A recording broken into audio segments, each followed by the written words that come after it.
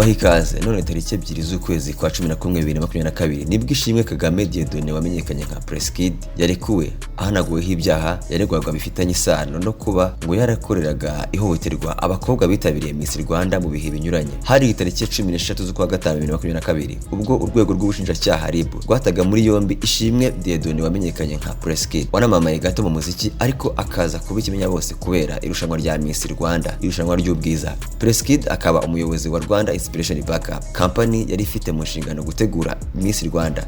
Bya Prince Kid byashyushye cyane ubwo yahajyaga hanze amajwi yumvikanaga nk'ikiganiro uyu Prince Kid yagiranaga na Miss Rwanda 2022 Muheto Nshuti Divine, aho Prince Kid yabwiraga Nshuti Divine Muheto ko akwiye kuzirikana imbaraga bitwara Prince Kid nyine ngo Muheto azambara ikamba, bityo ko akwiye kugira icyo yibwira. Aha niho hakomotse ijambo ryakwiriye ku mbuga nkoranyambaga happiness. Nibyo koko ryakomotse mu kiganiro cyagiye hanze bigahamywa na benshi ko ari Prince Kid wibutsaga Muheto kumwitura. Inzego zifitiye ububasha zatangiye gukora iperereza ku kuba Ishimwe Prince Kid yaba koko yarahozaga ku nkeke abenshi mu bakobwa bitabiraga irushanwa rya Miss Rwanda abasaba ko ngo baryamana bakazambikwa ikamba. Hari n'abatararipfanye bavuga ko Miss Rwanda 2016 Mutesi Jolly yaba ari mu rutonde rw'abakobwa babonye ikamba biciye mu nzira zidahwitse, bakabikomora mu ijambo Prince Kid yavuze ubwo yabwiraga Miss Muheto ko Jolly ubwe azi ibyiza bye. Prince Kid nyine Prince Kid ati Muheto na Miss Jolly ubwe yarabivuze ati iyo Kid ataza kubaho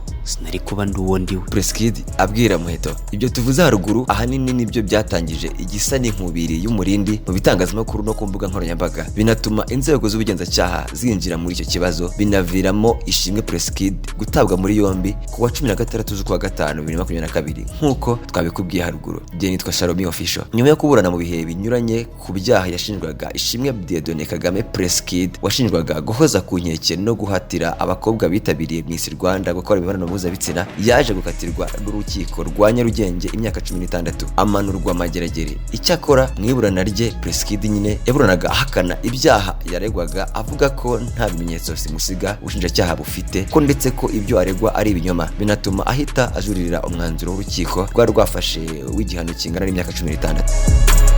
Tariki ya 2 Ugushyingo 2022 nibwo yasomewe imyanzuro y'urukiko, aho urukiko rwanzuye ko Ishimwe Dieudonné Kagame wamenyekanye nka Prince Kid abaye umwere ku byaha yaregwaga. Urukiko runategeka ko ahita arekurwa. N'imyanzuro yasomwe ibitangazamakuru byinshi byiganjemo ibikorera kuri murandasi cyane cyane bya YouTube bihari, aho Prince Kid yari yajuririye umwanzuro w'urukiko rwagombaga kumuhanisha imyaka 16 yaramuka hamwe n'icyaha.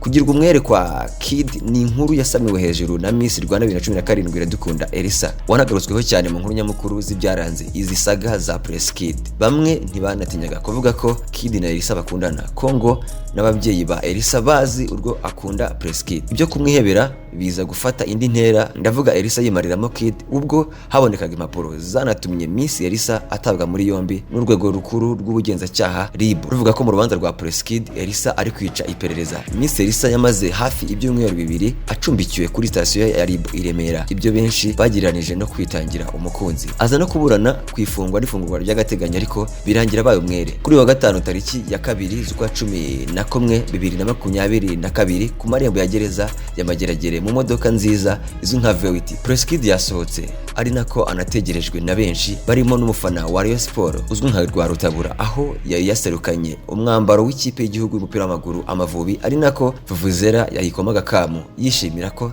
Prince Kid abaye umwere. Ku rundi ruhande niko amarira yari menshi, ariko amarira y'ibyishimo ku bari baje kumwakira. Prince Kid agikingura umuryango w'imodoka asohoka amwenyura, yahise agwana mu bijyano n'uwo bavuga ko bakundana Miss 2017 Iradukunda Elisa, barahoberana ziti zazo, ari nako ibitangazamakuru byahasesekaye bishaka kumenya imbamutima ze nuko yiyumva nyuma yo kuva mu gihome akagirwa umwere no kurokoka imyaka 16 y'igifungo iyo aramuka ahamwe n'ibyaha yaregwaga. Prince Kid ati ndashimira ubutabera bw'u Rwanda na Perezida Paul Kagame. Ubwo mu masaha make ahita na postinga kuri Twitter ati I'm back, God did. Peace to the haters. Let's start the new journey. Bivuze ngo ndagarutse, amahoro ku banzi banjye, reka dutangire ubuzima bushya. Icyakora nubwo Prince Kid yarekuwe aje mu Rwanda amarushanwa y'ubwiza yashyizwe mu maboko y'inteko y'umuco n'ururimi. Komeza dukunde. Nitwa Sharomi, bye, duhura ubutaha. Kora subscribe, kore share ndetse na comment.